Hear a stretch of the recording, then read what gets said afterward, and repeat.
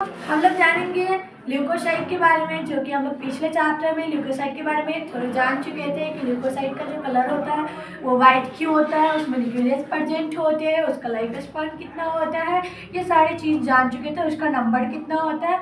अब हम लोग जानेंगे नेक्स्ट पार्ट में उसके बारे में कि ग्रैनुलोसाइट ल्यूकोसाइट के जो है टाइप्स कितने होते हैं। ठीक है, ल्यूकोसाइट्स के जो है दो टाइप्स होते हैं बेसिकली। सबसे पहले पढ़ेंगे ग्रैनुलोसाइट और सेकंड है हमारा एक ग्रैनुलोसाइट। ठीक है, ग्रैनुलोसाइट में हम लोग देखेंगे फर्स्ट है न्यूट्रोफिल्स, सेकंड है इशनोफिल्स और थर्ड है वैसोफिल्स। ठीक है, न्यूट्रोफिल्स जो होते हैं ग्रैनुलोसाइट में वो 60 से 65% होते हैं। इसको जो है फैगोसाइटिक बोलते हैं। फैगोसाइटिक इसलिए बोलते हैं क्योंकि इसमें जो है फॉरिजन कोई चीज़ आएगा या फिर पैथोजन आएंगे या फिर कुछ भी अलग चीज़ आएगा जो कि उसकी बॉडी से मैच नहीं करेगा, तो वो क्या करेंगे, उससे फाइट करेंगे, उसको मार के जो है बॉडी से वापस बाहर निकाल देंगे उसको। और जैसे होता है ना एज लाइक कि दो प्रेमी है और उसके बीच में नेक्स्ट वो बंदा आता है तो क्या करते हैं, उसमें झगड़ा होता है, बोलते हैं या तो तू मर जा या तो मैं मर जाऊँ। इसी तरह से यहाँ पे जो है फैगोसाइटिक का काम होता है। इस कॉन्सेप्ट से आप लोग जो है इजिली याद करके रख सकते हैं। ठीक है, फिर सेकंड देखेंगे हम लोग एशनोफिल्स के बारे में। ये क्या होता है, 2 से 3% होता है ग्रैनुलोसाइट में। ठीक है, इसका एलर्जिक रिएक्शंस जो होता है कब एक्टिव होगा, जबकि हम लोगों को किसी चीज़ से एलर्जी होता है, उस चीज़ को खा लेते तो क्या होगा, वो एलर्जिक रिएक्शन कौन शो करता है, एशनोफिल्स करता है। ठीक, फिर थर्ड जानते हैं हम लोग बैसोफिल्स के बारे में। बैसोफिल्स जो होते हैं ये 0 से 5% होते हैं। ठीक, ये जो होता है 3 चीज़ सिक्रीट करता है।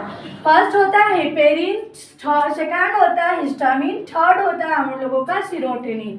ठीक है, हेपेरिन क्या सिक्रीट करता है, एंटीकोगुलेट, यानी ये जो है हमारे ब्लड को जो है क्लॉट नहीं होने देता, जमने नहीं देता। अगर मान लीजिए हमारा ब्लड वेसल्स है, उसमें अगर ब्लड जो है क्लॉट हो जाएगा तो क्या होगा कि हमारा बॉडी में जो है पूरे ब्लड वेसल्स में जो है ब्लड क्लॉट हो जाएगा तो ब्लड सही से फ्लो नहीं हो पाएगा, फिर हम लोग जिंदा नहीं रहेंगे। देखो, जमना भी जरूरी है, ब्लड का क्लॉट होना भी जरूरी है और नहीं भी जरूरी है। क्यों, इसलिए कि अगर मान लीजिए कि कभी हमारा इंजरी हो जाता है या फिर कट लग जाता है, वहाँ पे जो है लगातार ब्लड लॉस होता रहे तो क्या होता है, इस तरह से जो इंसान का डेथ हो सकता है।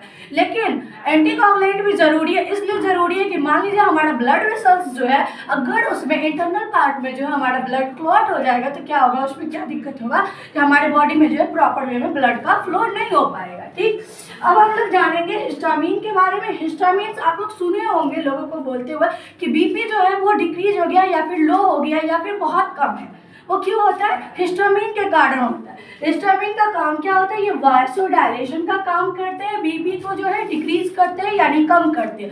वो क्यों होता है, क्योंकि ब्लड का जो होगा नलिका या फिर वेसल्स जो होते हैं वो बड़ा होगा तो उसमें क्या होगा, आराम से जो है ब्लड फ्लो होने लगता है, तो वो क्या होगा, हमारा वासोडायलेशन होता है, इसलिए जो है बीपी जो है वो हमारा लो हो जाता है।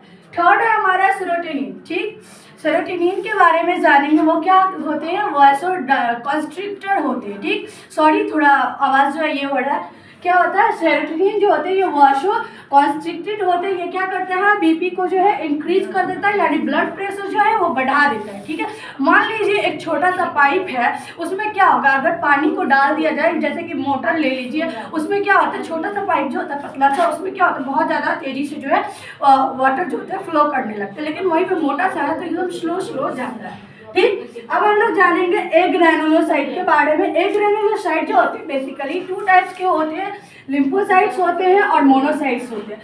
लिम्फोसाइट जो होता है मेरा 20 से 25% होते हैं। लिम्फोसाइट को भी जो है 2 पार्ट्स में डिवाइड किया गया है, बी लिम्फोसाइट और टी लिम्फोसाइट। बी लिम्फोसाइट और टी लिम्फोसाइट के बारे में हम लोग डिटेल्स में पढ़ेंगे ह्यूमन हेल्थ एंड डिजीज में। इसमें जो एंटीबॉडीज सभी के बारे में जो बिल्कुल डिटेल में दिया गया है, उसी चैप्टर में हम लोग बहुत इंटरेस्टिंग वे में पढ़ेंगे और याद भी रखेंगे। ठीक, बी लिम्फोसाइट जो होते हैं वो ह्यूमरल इम्यूनिटी होते हैं, यानी ये देखते हो कि कोई चीज़ जो होता है, बोलते हैं कि इस इंसान का जो है किडनी खराब है और किसी भी अदर पर्सन का होता है तो पहले क्या करना पड़ता है, हमको मैच करना पड़ता है। नहीं तो अगर वो मैच नहीं करेगा तो क्या करता है, हमारा बॉडी रिजेक्ट कर देता है। वो किसके कारण होता है, हमारा बी लिम्फोसाइट यानी ह्यूमरल इम्यूनिटी के कारण होता है, जिसके बारे में हम लोग पढ़ेंगे किसमें, ह्यूमन हेल्थ एंड डिजीज में पढ़ेंगे।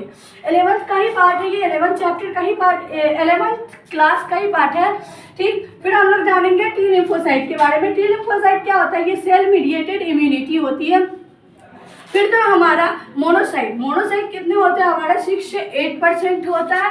ये फैगोसाइटिक अभी पता है, फैगोसाइटिक का मतलब होता है फॉरिजन पैथोजेंस जो होते हैं वो उसको जो है हमारे बॉडी में इंटर नहीं करने देते, उसको किल कर देते हैं, ठीक है।